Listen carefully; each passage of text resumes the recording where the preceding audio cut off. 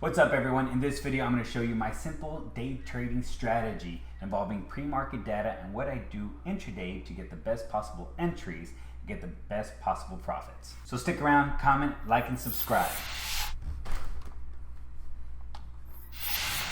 I only look at three main stocks. So I look at Fubo, NEO, and AMD.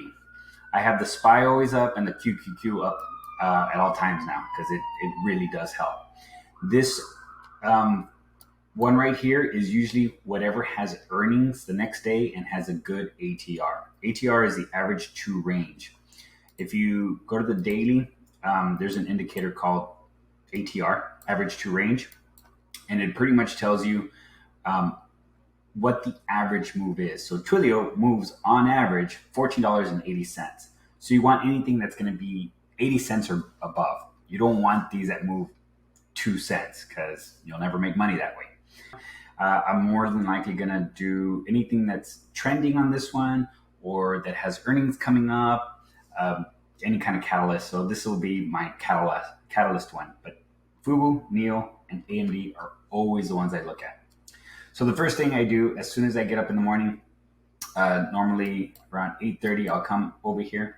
My lines are already drawn on here. So as you can see, I have red lines, yellow lines, and blue lines. The blue lines are my Fibonacci retracements. So normally I'll do Fibonacci's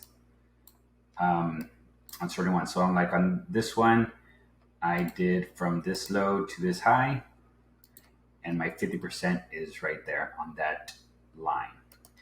The red lines are daily resistance lines. You can see this is a daily resistance line. This is the 50 Fibonacci, and this is a 61.8 Fibonacci. Well, I'll show you about those later. So you can see on AMD, I have a red line. This is on the daily. It is a resistance. So my red lines are daily resistance, and the blue lines are Fibonacci retracements.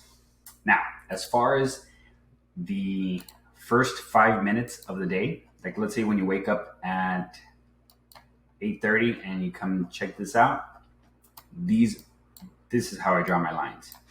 So I come in the morning and I draw 2 lines or leave the lines that are already there. And I'll draw during the pre-market. See how the pre-market stops there and here. So I'll draw 2 lines. Let's look at a better one. I'll draw 2 yellow lines, and it's pretty much encapsulating the pre-market data.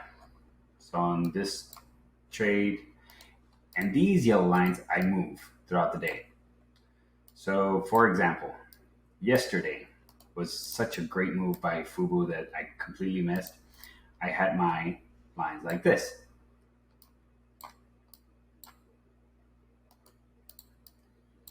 So the pre-market, I pretty much put that in the brackets. And then normally when pre-market opens, you can see the trend. In this case, it broke out of the trend of the pre-market and it started going up. Around 9 o'clock, like I said, that's when you start seeing that there's going to be, some pullback. And I would have entered right there and caught that move. So that's how I do it. I just pretty much use these lines for the day. So let's say if I was tracking Fubo yesterday, I had pre-market data enclosed. I waited, it pulled back, well, it broke above here, so I moved this line up here, and I was waiting for this. This is where I missed it, and it just shot up. So the next thing I could have done, Once it's moving, then I'm like, okay, if it breaks this resistance here, because there's resistance here, once it breaks this resistance here, I'll take it. Now, I could have taken it on this pullback. Boop. And these are the only lines I'll move. So I'll just move these throughout the day, up or down, depending on where the stock is going, and I'll put in my entries. I never bounced back to this one after that, so I'm like, oh, great, I missed it again. However, if I would have moved this one to this little resistance here, I could have gotten this move.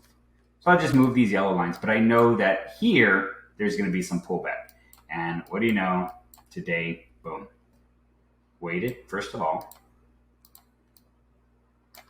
I would have put the pre-market in brackets, in my yellow brackets. Don't ever touch the red lines. I've messed up doing that and forget about it. And then I would have known, I would have waited till 9 o'clock. By 9 o'clock, it was already down here. So I would have moved this down here. Because that's 9:05. There's a little hammer candle, and I don't trust hammer candles until I see a difference in momentum. And sure enough, did the hammer, came all the way up, came back down, retested, and then went up. So that's how I move these yellow lines up and down, and it works pretty much everywhere, dude. Look at AMD. AMD today, it had a pre-market here, and right out of the gate, it just busted out of there. So what I would have done for AMD, I would have moved this line here and wait for a pullback.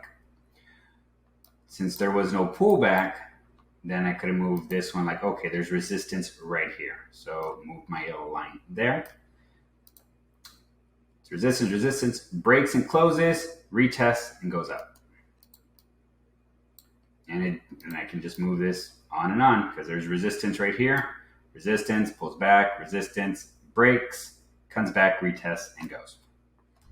So that's how I use the yellow lines, the red lines, and yeah, it's pretty much, it takes me like 30 minutes to do in the mornings, specifically because my lines are already drawn. My red line's already drawn, my Fibonacci's already drawn, and I just have these yellow lines that I just kind of, close off the pre-market data. And what I've noticed is the pre-market pretty much, once you already have those lines, unless it makes a crazy move the next day, I'm already moving these lines. And see, this is pre-market data yesterday. This is pre-market data the other day. And it works the other way too. So if I would have drawn this pre-market, it never broke above the highs of the pre-market. It broke down, and I could have taken a put here. Boom. And I could have taken, and once it went all the way down here to this Fibonacci, which is a good resistance or support, I could have drawn my line there, and it made this little W. I could have moved that there, and then once it goes, oh, actually, I took this trade. Yeah, that's pretty much what I do. Just these three. Actually, I just added AMD, but yeah, that's it, dude. That's how I do it.